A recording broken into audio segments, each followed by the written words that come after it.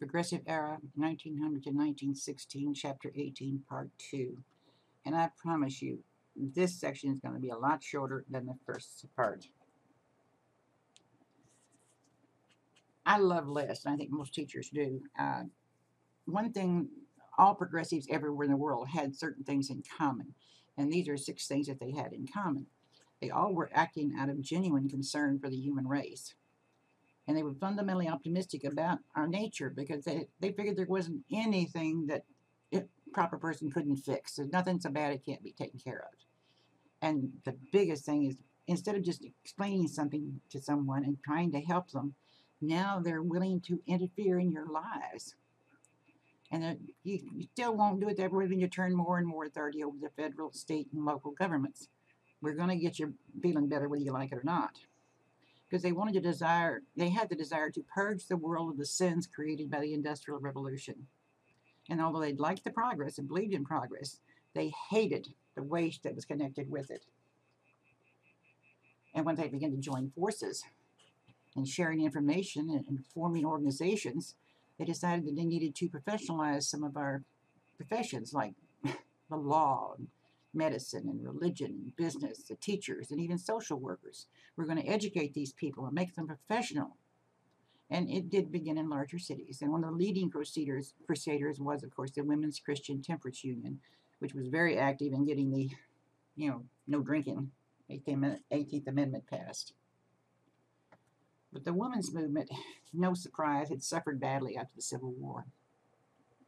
In the South, with so much devastation, you're more concerned with feeding your family and taking care of what little you've got left of your home than you are whether you're going to vote or not.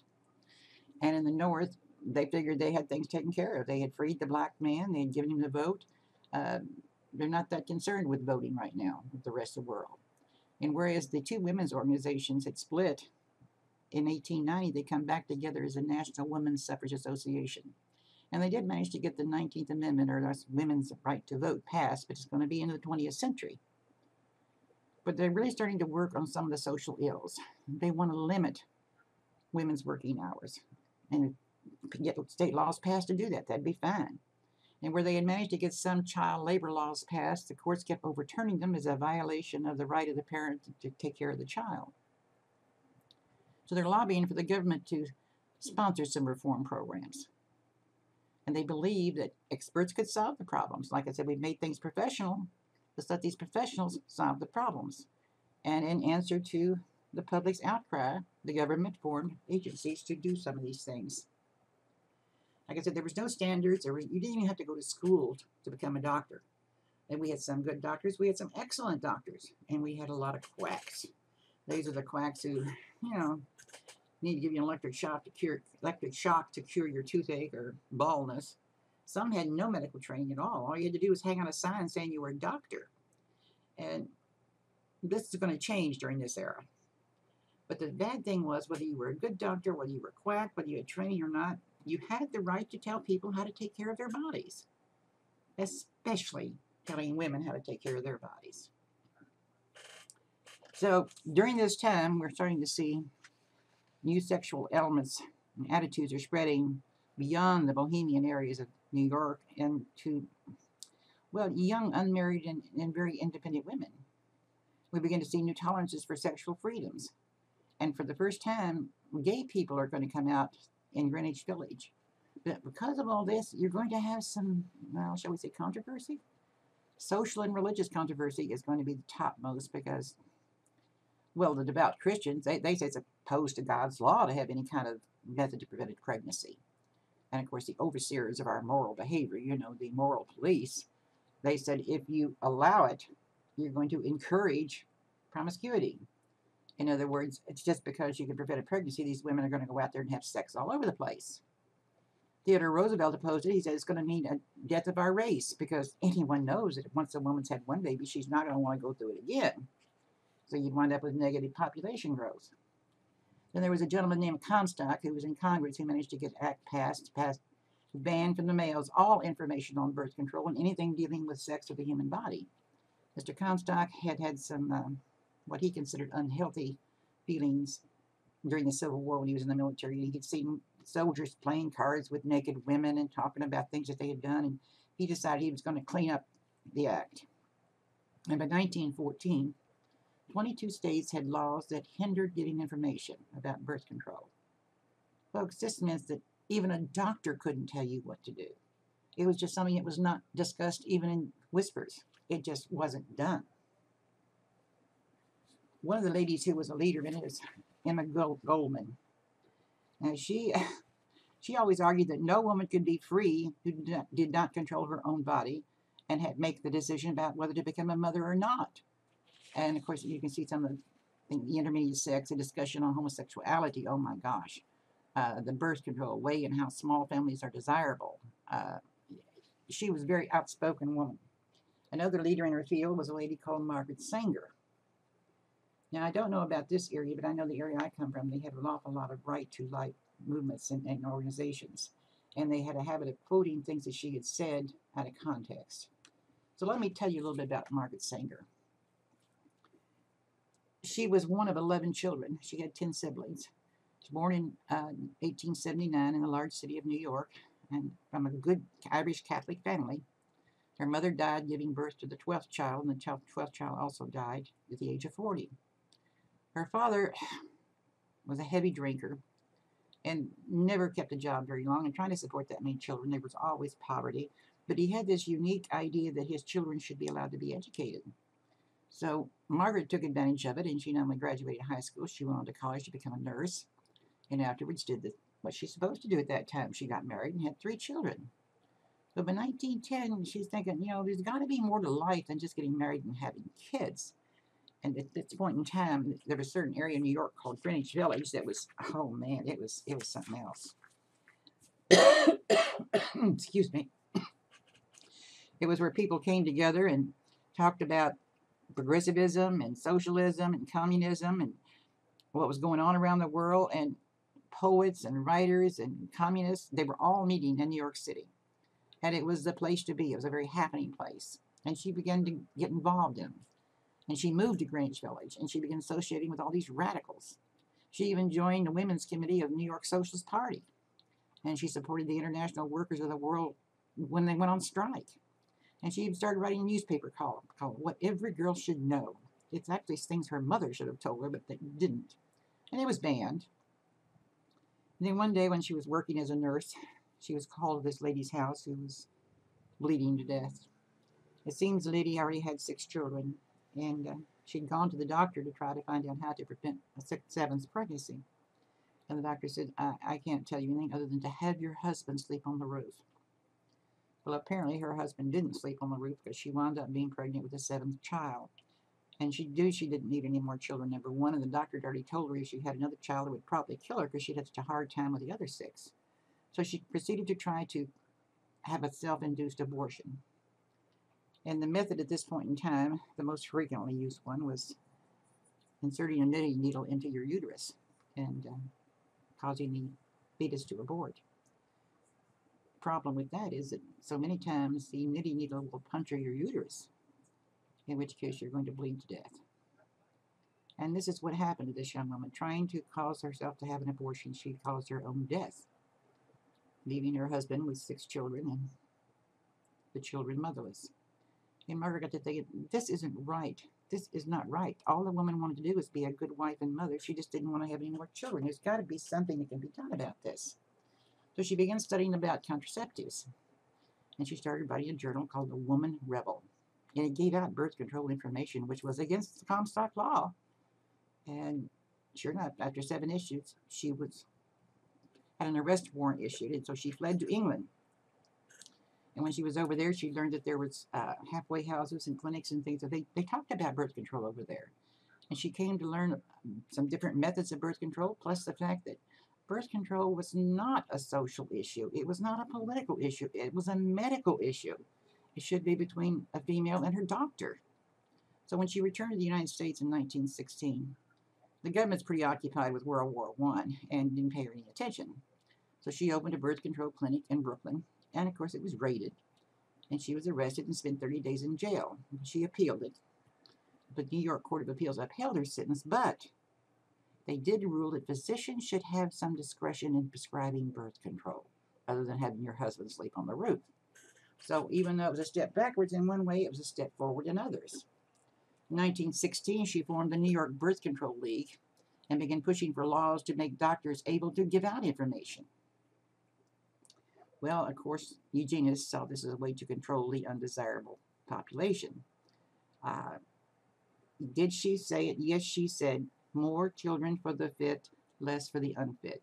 She was not talking limiting by law or by medical decision your ability to have a child. She was hoping that if you're healthy and have good jobs, you can have as many kids as you want. But if you're unhealthy and you don't have a job, why do you keep having kids every 10 months? So, like I said, it was taken out of context completely. But the eugenists saw this as a good way if we can control the population and get rid of all those foreigners and all those Catholics and all those people we don't like by simply making them sterile, similar to what Hitler had in mind in a few years.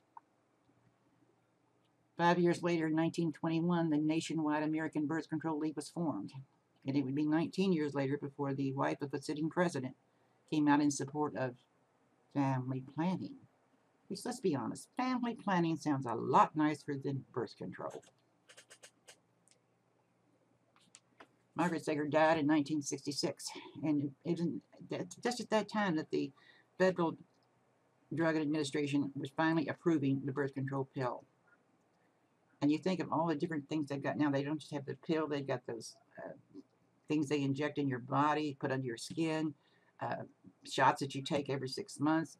We've got dozens and dozens of ways for the woman to use to prevent a pregnancy. But it was going to be the middle of the 20th century before we American women were even allowed to be educated on family planning. We were supposed to have babies. That was our whole job. Moving into something else, even the Native Americans shared the progressive impulse. The Society of American Indians, which was founded in 1911, was a typical reform organization. It united Indian intellectuals around discussions of Native Americans' problems and tried to raise public awareness.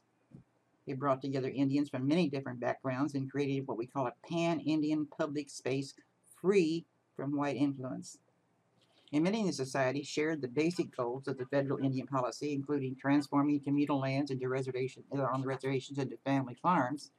But the group's founder, Carlos Montezuma, was an avowed critic who condemned government interference and paternalism and demanded the abolition of the Bureau of Indian Affairs.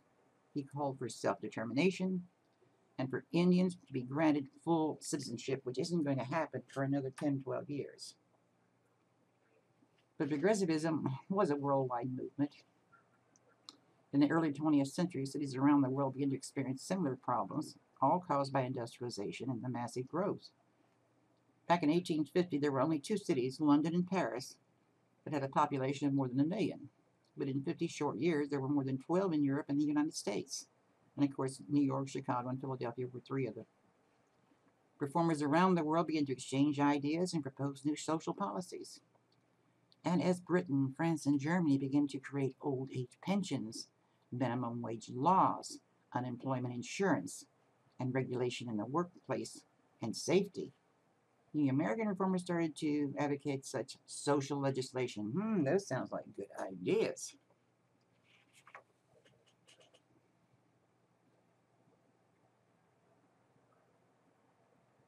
In America, in our country, most progressive reforms were at the state and or local level.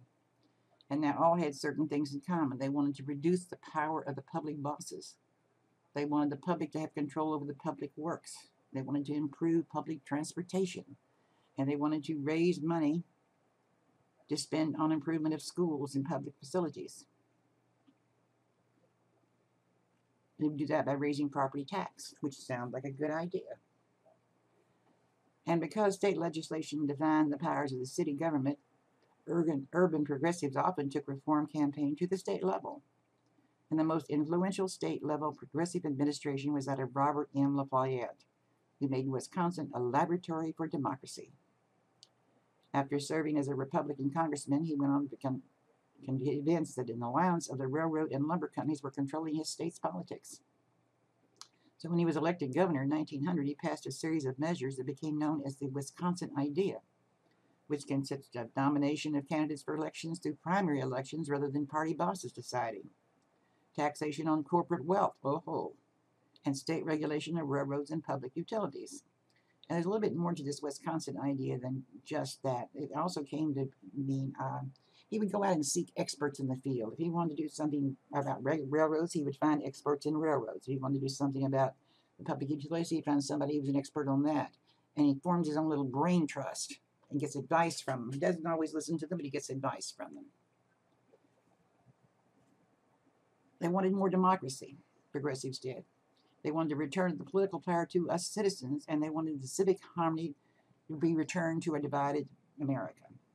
But afraid of violent class conflict and corporate power, they thought political reform it really should help create a unified people devoted to the greater democracy and social reconciliation. But increasing government power made it more necessary to determine who should be able to participate in politics. Now, progressive reforms were sometimes contradictory. The electorate was expanded and then contracted. It did empower and remove from influencing the government, but democracy was expanded by the 17th Amendment, which made U.S. senators elected by a popular vote rather than by state legislatures, and by adoption of a popular election of judges, and by primary elections among party members to select candidates. Several states adopted the initiative, which is voter-proposed legislation, the referendum, which is where voters directly vote on a proposal, and recall, where we can remove officials. The era ended, of course, with suffrage for women, the largest democratic expansion in American history. But some progressive reforms also restricted democracy, notably the disenfranchisement of blacks in the South. And many localities replaced elected mayors with appointed nonpartisan commissions or city managers, which removed local government from the control of the political machines. But it also removed them from popular control. New literacy tests and residency and registration requirements limited the right to vote, especially among the poor and the migrants. Progressive electoral reforms marked a retreat from a notion that voting was an inherent right of American citizenship.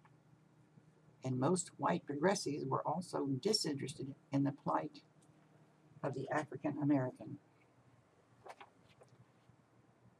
In reality, progressives are usually leery of the real world of politics. They think that people are pursuing a narrow class, ethnic, or regional interest in them. And many progressives have turned to college professors and other professional experts, believing government could ensure intelligent rule over society through a democracy run by impartial experts unaccountable to citizens. Oh, what? That bears repeating. They believe government could ensure intelligent rule over our society through a democracy run by impartial experts unaccountable to our citizens. Wow. This was part of progressives' impulse toward order and efficiency, and centralized management as a means of ensuring social justice. In Drift and Mastery, written in 1914 by Walter Lippmann, he argued the nation could either continue to drift, operating according to a dated belief in individual autonomy, or embrace mastery, using scientific inquiry to address modern social problems. For Lippmann and others, a political freedom rested not in the direct political participation, but in the formation of public policy by the most qualified. And my question is, who decides who is the most qualified? And it reminds me of the sharecropping plan we had at the end of the Civil War. It looked so good on paper, and in theory it should have worked, but it didn't take long for the wrong people to get hold of it, and it did not work. So I don't know. It's kind of like censorship. Are there books out there that I disapprove of? Yes. Are there books out there I won't have in my house? Yes. Do I think that somebody should say, hey, you shouldn't print that book, or it shouldn't be allowed in the schools? My personal opinion is, maybe. But if we hire somebody to be a censor and say that's a dirty movie and that's a bad book, we can't have it out there, he may be truly looking after his interest of the public and taking care of things. But what happens when he leaves and someone comes in with the same power who just doesn't like somebody? So it's a very slippery slope, very slippery slope.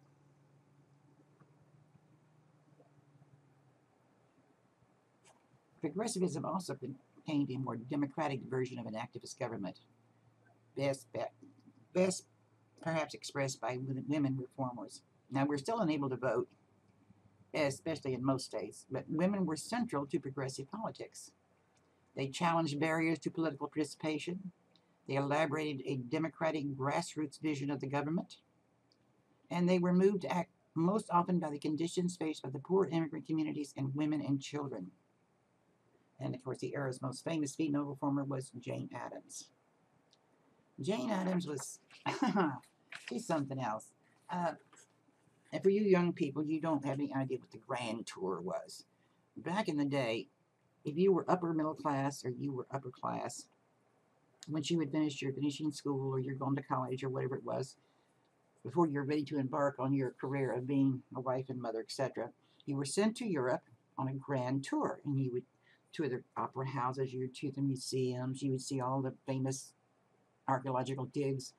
And of course, always with someone with you. You never go alone. And once you had maintained and gained all this knowledge, you would come back to the States and promptly get married and start having children, which was your goal in life. Now, if you were a guy, you would do this grand tour also, but when you were over there, you'd, what they say, sow some wild oats.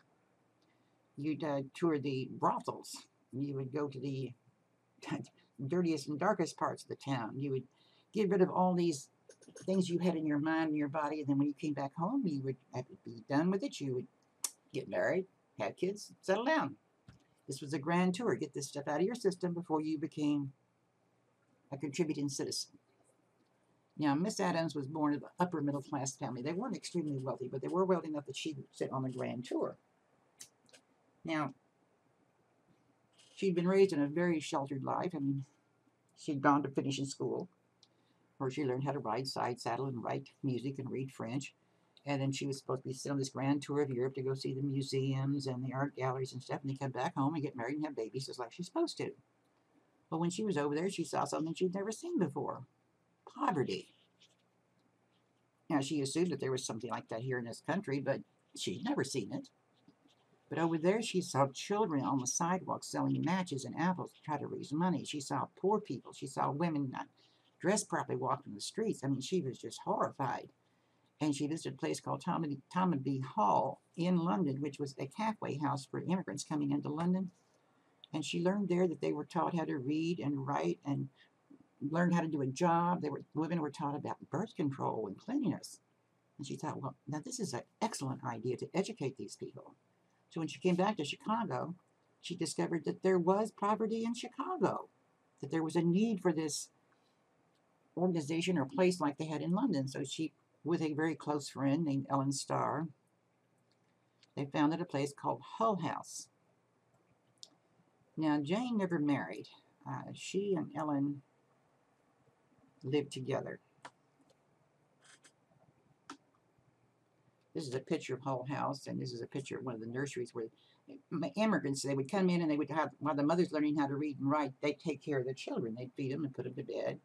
And this is a staff member of recent immigrant family. See, the poor little immigrant family coming in from, babushka and carrying kids. She doesn't know how to read and write. She doesn't know anything except having babies.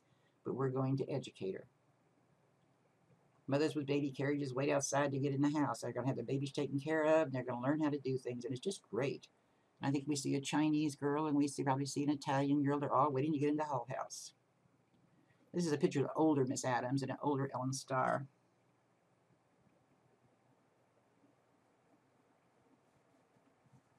Okay. Addams, I guess you would say, typified what we call the era's new woman. More and more women are going to college, and they're actually learning how to do things other than ride side saddle and read French. And when they come out of college, they're entering professions such as social services and nursing and actually education.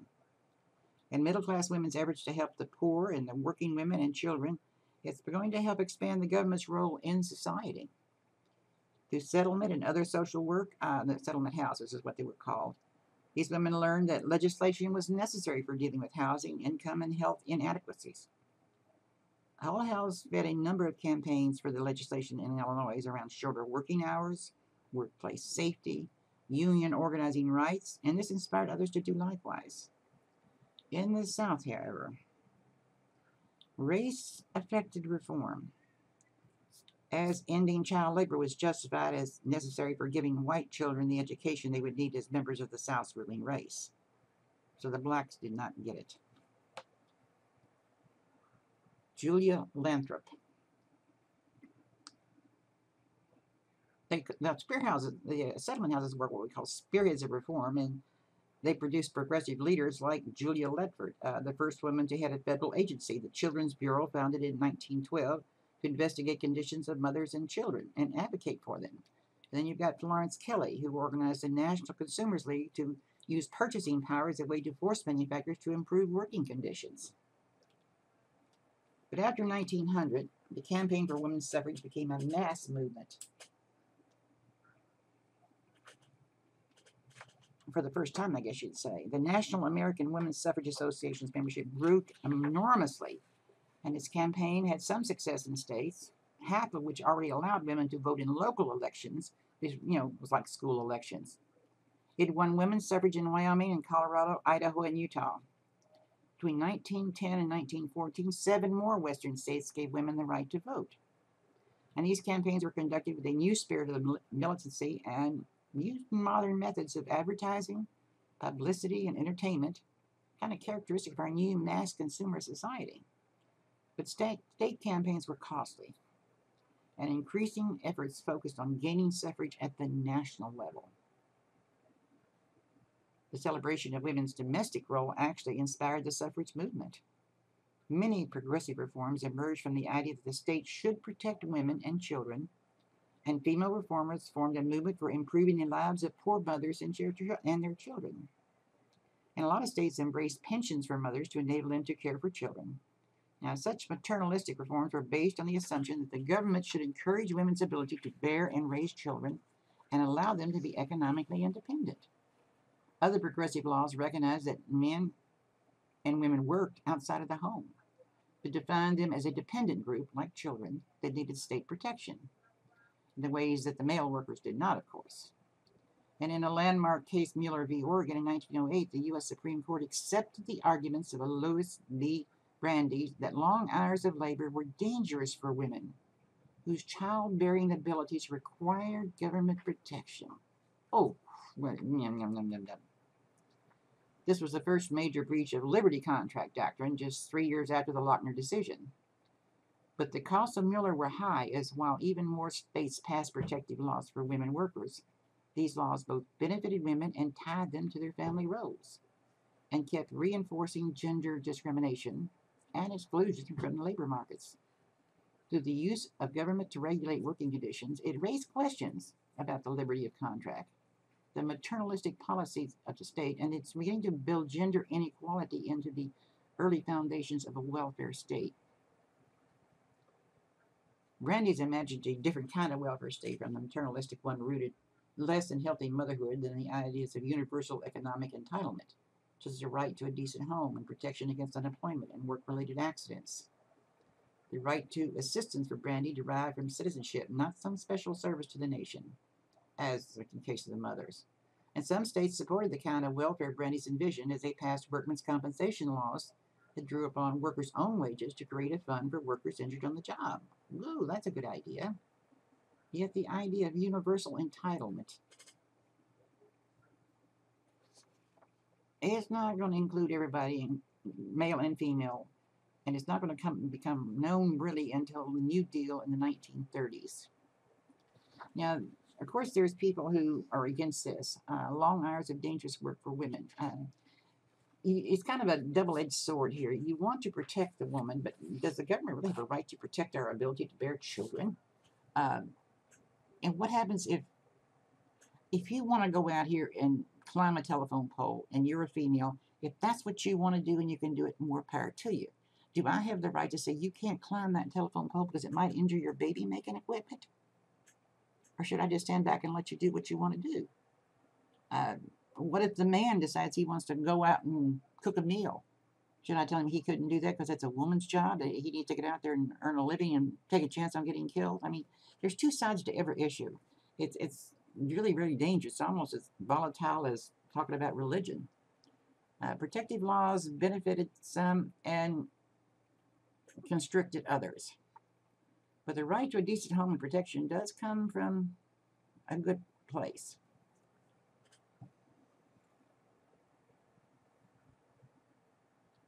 The most significant political development of the early 20th century in America was the rise of the national state. Nationalization was occurring everywhere. National corporations dominated the economy. National organizations like the American Medical Association began to raise the incomes and respect of the professions of the medical people. Even sports developed national leagues in this period. And progressives believed that only an energetic national government could establish the social conditions of freedom. Poverty, economic insecurity, and an absence of industrial democracy were national problems that could only be solved, they felt, nationally. Herbert Crawley, editor of the New Republic, argued that the democratic national state was an alternative to the forces that controlled Americans' lives, whether the narrow interests that manipulated politics or corporations was involved. He suggested that Jeffersonian ends of democratic self-determination and individual freedom could be secured only through what he called the Hamiltonian means of government intervention in the economy. No more laissez-faire. Enter one of my most favorite people in history, Theodore Roosevelt. If I could meet anyone in history, I think that's the man I would like to meet. He was the first of what we call our progressive presidents. As vice president, he had become the youngest vice president as well as the youngest president. He was not the youngest elected president. Kennedy holds that privilege, but he was the youngest president. He became president when McKinley was assassinated. Now, he believed in being very active and taking part in all foreign policies. He was an energetic man who had a very strenuous life of adventure and daring, and he became a model for the 20th century president. Like I say, involving in domestic and foreign policy and setting the political agenda. He advanced a program called the Square Deal, which addressed problems of economic consolidation by distinguishing between good and bad corporations. And soon after taking office, he shocked the business world by prosecuting the Northern Securities Company, a holding company created by financier J.P. Morgan to run 3 Western railroads that monopolized rail transport between the Great Lakes and the Pacific. In 1904, the Supreme Court handed the antitrust movement a significant victory by ordering the Northern Securities dissolved. He also believed that the president should help settle labor disputes as a neutral third party, and not simply act in favor of business as had the previous policies. In 1902, when a strike paralyzed the coal industry, he brought union leaders together and managers to the White House and settled the strike by appointing a commission. He also, it didn't mention here, he also told them that if you don't get back to work, we're going to nationalize you and send the military to do the work. In other words, it was kind of political blackmail. He was reelected in 1904, and he advocated a more direct economic regulations, including reinforcing the Interstate Commerce Commission, whose powers had been restricted by the Supreme Court. In 1906, public opinion has shifted in support of Roosevelt in Congress, and they passed the Hepburn Act, giving the Interstate Commerce Commission the power to settle railroad rates, a very important step given the federal government regulatory power.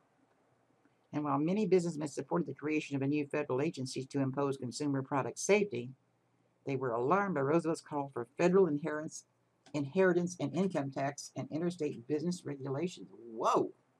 Now we're getting into my hip pocket. He was an avid outdoorsman, and while the United States led the world in conserving wilderness areas, we'd established the first national park at Yellowstone in 1872. It really had no national conservative policy until Roosevelt's administration. He ordered that millions of acres be set aside as wildlife reserves and urged creation of new national parks. Now, conservation was typically progressive in some ways. Experts would help the government serve the public good while preventing special interests from damaging the environment. We had a controversy over this in Kentucky about 3 years ago. The government had taken over a large area of southwestern Oklahoma to build a lake. And it was in conjunction really with the New Deal, but they promised the people they took the land from that they would never allow public concerns to come in. And this was fine for about 50 years, but then all of a sudden people, and although McDonald's was not involved, I'll use McDonald's as an example. McDonald's wanted to build a big McDonald's restaurant in the middle of the park. And even though the public had agreed and wanted to, the government did stick by their guns and say, no, the original agreement was no public facilities. I have to go along with that. You have to, sometimes even when you don't want to, keep the special interest groups and the businesses from damaging the environment. But conservation also served efficiency and control, as conservation aimed to control the exploitation of minerals and forests on national lands, not prevent it, control it. In the West, water was especially scarce, and it required regulation in order to conserve and distribute it fairly. Now, Roosevelt decided not to run for a third term, and at this point in time, he could have, but he did. He'd only been elected one time. So he technically, even though it wasn't a law yet, he could have run for the third time, but Washington set the precedent way back in the 1700s, 2 terms. So he handpicked a successor, William Howard Taft. Now remember, we first heard about him when he was sent to the Philippines to help build it back up after the Philippine War. And William Howard Taft, he was really a pretty good guy, and the sad thing is he never wanted to be president. All he ever wanted to do was be a Supreme Court judge. His wife wanted him to be president, and Roosevelt wanted him to be president. He was a former judge from Ohio, former governor of the Philippines, and he defeated William Jennings Bryan in Bryan's third unsuccessful run for the presidency. Taft was progressive in that he believed government should go beyond laissez-faire principles of the 19th century, and he pursued antitrust much more vigorously than Roosevelt. In 1911, he convinced the Supreme Court to declare John D. Rockefeller's Standard Oil Company in violation of the Sherman Antitrust Act and order its breakup into separate companies. In this case, along with a similar prosecution of the American Tobacco Corporation, which ended a tobacco war in Kentucky, I called it the Black Patch War, not that it matters at this point. But Taft had trouble distinguishing between good companies and bad companies, whereas Roosevelt wanted to break up the bad companies. Taft wanted to break up all companies. And he allowed the government to establish a graduated national income tax, like giving the national government a more reliable and flexible revenue source of revenue, which was the 16th Amendment. But Taft, despite his progressive policies, tended to, shall we say, ally with the more conservative wing of the Republican Party. And in a dispute in 1910 with reform-minded officials within his administration, he alienated the progressives. Roosevelt's unhappy with what Taft is doing. He figures he's not continuing the way he wanted to. So Roosevelt, feisty man that he is, decided he was going to run. Well, the party didn't want him to run. They were going to try to rerun Taft. And Roosevelt formed his own party called the Bull Moose Party. And what did it do? All it did was split the Republican Party. So you've got a 4-way presidential race. You've got William Taft, very conservative, and argues economic aggressionism is necessary to preserve individual freedom in this age. You've got Eugene V. Debs, supported socialist goals and public ownership of railroads and banks and unemployment assistance and laws setting minimum wages. Theodore Roosevelt, it was necessary to preserve individual freedom, increasing the government powers is the only way to preserve it. And Woodrow Wilson, the Democrat. So you've got a Republican, you've got a socialist, you've got another Republican. Enter Woodrow Wilson. The only government office he'd ever held was he'd been elected governor of New Jersey. Prior to that time, he'd been president of Princeton University. He was an academic. He believed in the necessity of government to preserve freedom, but with less government powers. Here's Woodrow Wilson. He had a program called the New Freedom.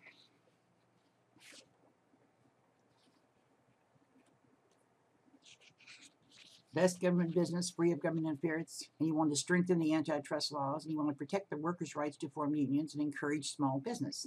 He also wanted to create economic competition with no government regulations of the economy. Oh, it sounds good. It sounds like a good man. We'll learn a lot more about him in the next chapter. Roosevelt had proposed a program called New Nationalism, which accepted big business and strong government regulations. So Wilson wanted less government regulations. Roosevelt wanted more. He wanted a heavy personal and corporate tax. He wanted federal regulation of industries, and he wanted women's suffrage an 8-hour day, and a living wage, and national insurance and unemployment. Now, these all sound like Democratic goals later in the century. But so you've got, they are somewhat apart, but in other ways they're really far apart. In the presidential election of 1912, as you can see, the pink states are Republican or Socialist. We only had 2. Green, look at the green. Solid Democratic. Purple is progressive. Not very many progressives left. They're getting tired of it. Much as the North got tired of the Reconstruction policies, the country is getting tired of progressive policies. Wilson, of course, wins the election. Anytime you split a party, third party can come in. He becomes a very strong president, and he's the first president to hold regular press conferences. He's also the first president since Thomas Jefferson to deliver messages to Congress in person instead of sending a note. He passed the Underwood Tariff, which reduces taxes. He passed the Clayton Act of 1914. He exempted unions from antitrust and limited workers' right to strike. Oh, whoa, whoa, whoa, whoa. He limited workers' right to strike? He outlawed child labor. He limited railroad work to 8 hours.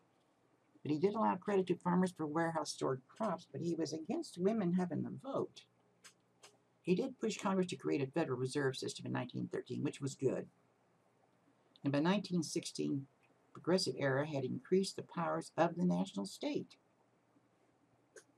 President Wilson looks like he's been sucking on women.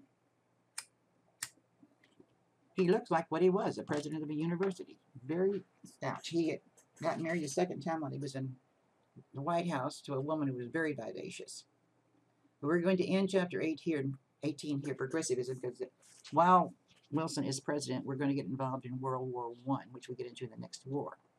But first, I'm going to show you this little brief video. I think it's 5 minutes long.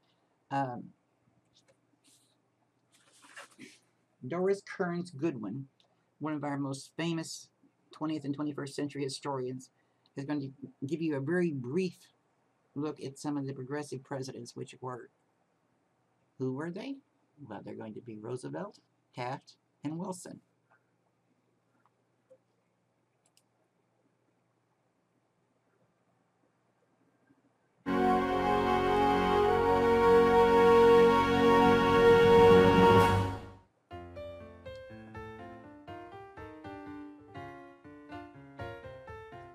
Hello, this is Doris Kearns Goodwin, and this is History in 5, and I'm going to tell you about Theodore Roosevelt, William Howard Taft, and the Progressive Era.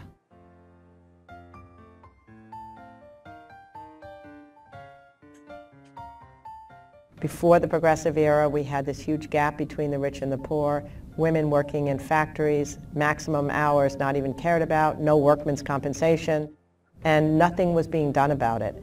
And then suddenly comes a movement from the society, led in part by Theodore Roosevelt, helped by these muckraking journalists, to decide that government has to have a role in dealing with the social and economic problems of the age. So as a result, it was a really optimistic, heady time. It was, as a later Roosevelt, Franklin Roosevelt, later said, one of those generations that had a rendezvous with destiny. That's what it felt like. If I could have lived in one of those times, I'd be back in that progressive era.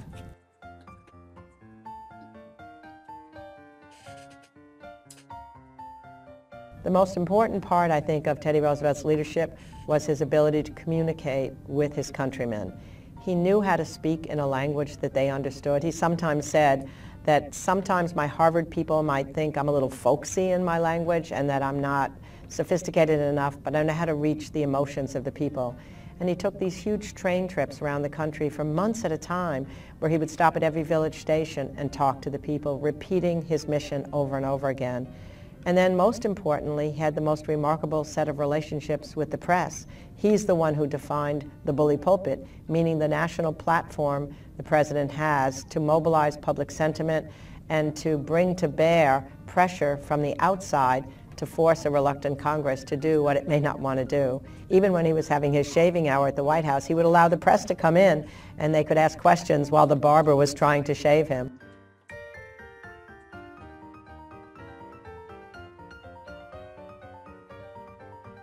Among the people in the press, none were more important to the progressive era then a group at a magazine called McClure's, founded by Sam McClure, this fabulous, manic-depressive, really interesting character, who gave his staff, including Ida Tarbell, Ray Baker, William Allen White, and Lincoln Steffan, legendary names in the history of journalism, sometimes 2 years to research their projects so that they could come up with stories that could mobilize public sentiment.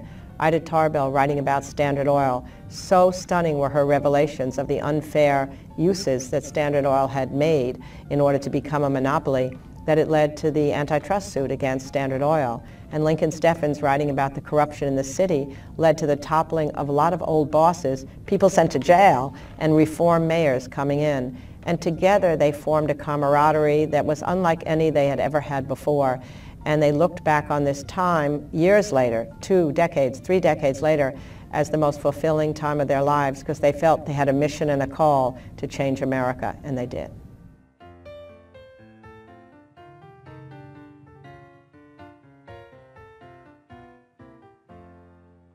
History has known so very little about Taft, mostly only that he followed Teddy Roosevelt and was president, and then Teddy came back from Africa, ran against him, and that they had a very ugly campaign against one another.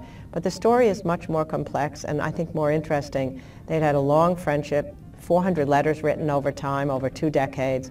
Taft was handpicked by Teddy Roosevelt to be his successor. Teddy actually ran his campaign, telling him, fight, do this, be more like me. But then he felt that Taft had disappointed him in not being as progressive as he was supposed to be, and he decided then to run against him in 1912.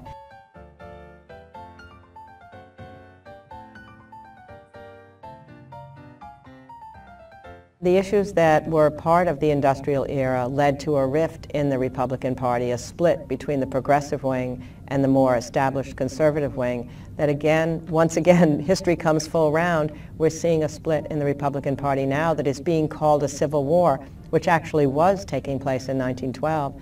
And I suppose the cautionary tale for the current Republican Party is when that split took place, before it took place, Roosevelt was able to contain both wings and get a lot done, win an election, keep the Republicans in majority.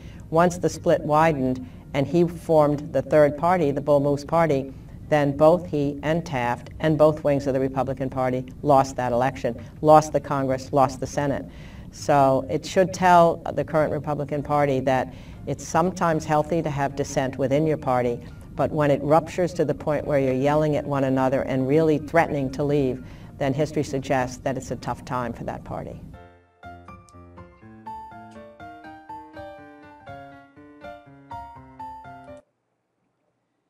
Yes, in a way, it was a little advertisement, I guess you'd say, for her book, The Bully Pulpit. But Doris Kearns Goodwin, I admire tremendously. She's a heck of a presidential historian. And my favorite book by her is one she did on Johnson, where she actually went to his ranch in Texas and lived there for months while she was interviewing him. We'll get more into that, of course, a little bit later. But right now, we'll spend more time on Wilson in the next segment. Thank you for listening.